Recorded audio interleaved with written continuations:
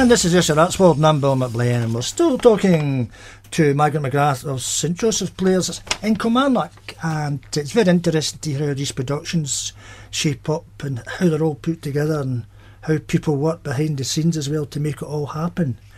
But you said one advantage, or one good thing, one of many good things about your group is that you have a wide age range. Yes, we do. We've got people from the age of 16. We don't take anyone younger than 16. And we take 16 up to, and we've got a lady in her 70s. Well, since a little long till I'm in 70s this time next year, nearly. Well, but we're open to everybody. You know, we're not restrictive at all. But we think at 16 people can take part in the serious side of the drama as well as the fun part. And our lady at 73 takes part in everything. To be doing that every Sunday afternoon, it demands a certain level of commitment. Well, it does, but we can cope with the younger ones have their exams, and sometimes people have got grandchildren to look after. But because we can be flexible, if people tell us in advance they're not going to be there, we can just rehearse something else and leave their bit out. I noticed on the Facebook pages there was somebody mentioned the Granwains and yes, that's right, different things as well. But that's good. There's only 2 and 3 pages was a call off, so obviously people do turn out. And you said you've got a number of productions this year. Yes, we have. At the moment we're rehearsing 2 plays which we're hoping to enter for the East Kilbride Festival of One Act Plays, and then we've got a summer show coming up. That's on hold at the moment. We'll get the East Kilbride one, that's in May, so we would like to get that as best we can, and then we'll have our summer show in the summer, and then we've got a pantomime coming up in December as well. Well, this has been to your 3rd year, so that these things, you can feel them coming round now, you get into a pattern. Well, we do, yes. We were anxious to have a pantomime last year, but one thing led to another and we didn't manage to get it rehearsed as much as we'd wanted. So we decided to postpone the pantomime so that this Christmas it could be better. That's right, and pantomime attracts the children along as well, which brings the parents and grandparents. It does, and the last time we put the pantomime on we had a full house for it, and that's what we're aiming for, to be a good entertainment, a good day out. So tell me about this thing, East Kilbride. Yes, yes, it runs for a week, the festival, and you enter a play. It has to be a 1-act play, and I think there's a restriction on the length of it. I think it's to be about 25-30 minutes, but I'm not sure about that. But we're entering 2 plays this year, so we're hoping that one of them at least will do quite well. You said to me off air that at the moment, because you've only been going under your as the present group for 2 years, you don't feel it's far enough advanced yet to compete at different level. There's some groups been running for years, I would imagine. Yes, there are members of the group who have acted before and who are quite familiar with acting, and our director Nicola Charlwood, she's training to be a drama teacher herself, so she's obviously very good and very clued up with it. But obviously we don't want to fire straight in. We really feel we'd like some experience of going to the smaller festivals first of all, and then we can launch ourselves on to the Scottish Festival. That's right. So can you tell me yet what you're going to be doing at East Kilbride? Yes, we're hoping to do 2 productions, 2 1-act plays. The first one will be called The Dramatics of Amateurs, which is about an evening in the life of an amateur dramatic group. And the second one, that was written by Nicola Charlwood, and the second one which we're doing is called Not What You Think, which is slightly more serious, and that was written by Stephen Wiley, also one of our group.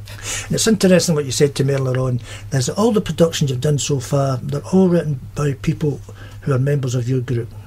Yes, we like to encourage people to write plays for us and write scenes, write sketches, and even in the pantomime we've got people contributing a scene here or a scene there, because we like to encourage people to do their own thing, and it's really nice to act out things that other members of the group have written. It also avoids us getting involved with any possible copyright issues or any licence agreements. If we have written the stuff ourselves, we're at liberty to produce it, direct it, act it in any way we see fit. And with people being able to write as well as direct and produce, it gives them a greater input into the creative process.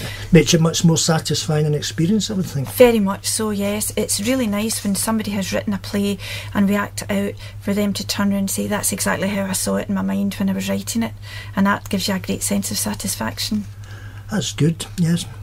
How many, I've already asked about the number who don't act. How many would you say appear on stage at different times?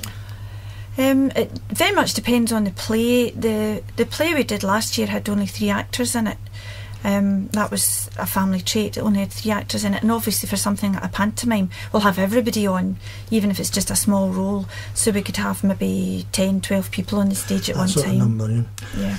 So you said you left your summer show on the back burner at the moment. You'd better concentrate on one at a time, I would say. Yes, I think so. Sounds a good idea. But have you any idea as yet what sort of thing that may be? Well, we are a drama group, so obviously our main interest is in the acting and the drama side of it, but it's always nice at the summer to put some music in it, because that attracts people and encourages people to come along. So I suspect it will have an element of drama and an element of popular music in it as well, and we like to think that people will come and maybe sing along to the songs that they know. Well, a lot of the songs, the production we spoke about earlier that was on last, was it August, September, a lot of popular numbers in there. Yes, that's what we're aiming for, things that people will recognise. That's right, okay, that sounds promising. Then where do you go after the summer show? Well, after the summer show it will be straight into rehearsals for the pantomime. The pantomime is quite ambitious, so we want to make sure we've got it right. Have you picked it yet, or are you keeping that for later? Well, it's another in-house pantomime. I'm not sure if I want to give away the title of it just yet. Oh, in that case, just keep it a secret. Yes. Well, don't forget, any of these productions, when you've got them coming on, be sure to, if Sue's Lang sends me another email, I'll mention that. That would be excellent, yes. And I did say, if you're a member of an organisation out there who has listened to one or more of these programmes and they're interested in getting on, get in touch with me. Also, I've always had a yen, and I've done it once with the Irvine Valley Writers Group, as I mentioned earlier, to Stanley. People in here putting their own work on here. If anybody ever records, like say, you want to do one act, please, I'm sure I could find a slot to put it on. Yeah. If anyone's interested in contacting me for this or any of my other programmes on here, the email address is billmcblane1@yahoo.com. That's BILLMCBLANE, the digit 1 at yahoo.com. Or you can get me live in the studio. I'm live on UWS Radio on a Monday afternoon between 1 and 4. And feel free to phone me if you're interested. That's 886433 01292 886433. I'm always interested in hearing about material that I can use on the programme. So that offer applies to St Joseph players and to anybody else as well. Excellent. That's good. Well, that's anything else you want to say before we go? Would you like to encourage people to join up? Oh yes, certainly, yes. If anyone's free, you'll find us on the website. We have our own website. Yes, I'll give that out. In fact, it's put it up here. Yes.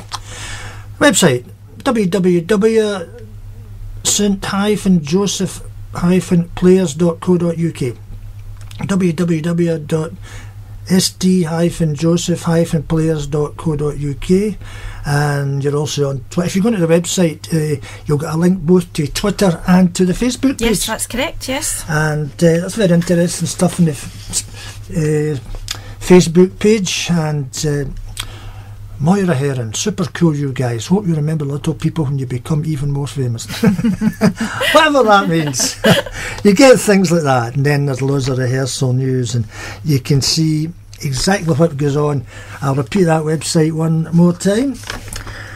www.st-joseph-players.co.uk. Yes, and we'd be pleased to see anyone, whether you want to be on the stage or you want to help backstage.